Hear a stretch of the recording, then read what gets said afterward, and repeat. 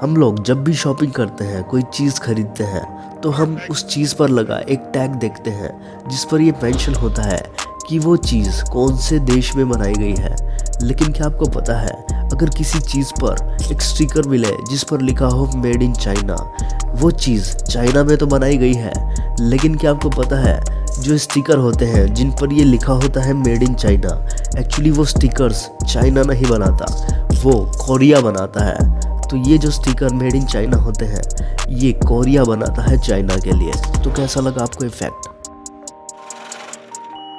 Cockroach एक ऐसा insect जिससे 99% ह्यूमंस चिढ़ते हैं, क्योंकि इनकी शक्ल ही इतनी सड़ी हुई होती है।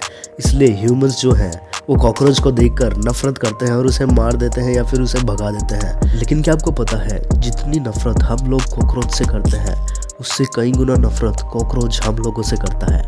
एक्चुअली ये साइंटिफिक प्रूवन फैक्ट है। अगर आप किसी कॉकरोच को टच कर देंगे तो वो वहाँ से भागने के बाद नहाएगा, वो खुद को क्लीन करेगा, क्योंकि कॉकरोच भी इंसान को कीड़ा समझता है और उसे लगता है कि उसे भी किसी सड़े हुए कीड़े ने छू दिया, इसलिए वो खुद को भागकर साफ करता है।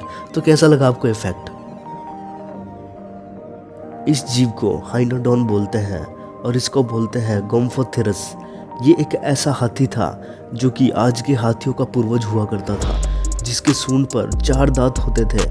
लेकिन ये जीव आज से 12 लाख साल पहले एग्जिस्ट करते थे। लेकिन इन दोनों जीवों के अवशेष दुनिया में पहली बार एक जर्मन जूलॉजिस्ट ने खोजे थे, जो कि खोजे गए थे 1807 से 1892 तक। लेकिन कमाल की बात क्या है, इनके जो अवशेष हैं वो एक हिंदू मंदिर में मिले थे, जो कि अंकोर वाट नाम का कंबोडिया में स्थित मंदिर है। लेकिन इससे भी कमाल की बात क्या है, आज तक गोम्फोथेरस और हाइनोडोन नाम के किसी भी जानवर का जिक्र कहीं भी नहीं था।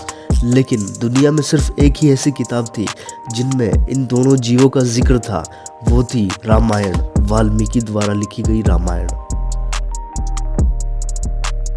क्या आपको पता है, हाथी जो होते हैं वो पानी पीने के लिए अपनी सूंड का इस्तेमाल करते हैं।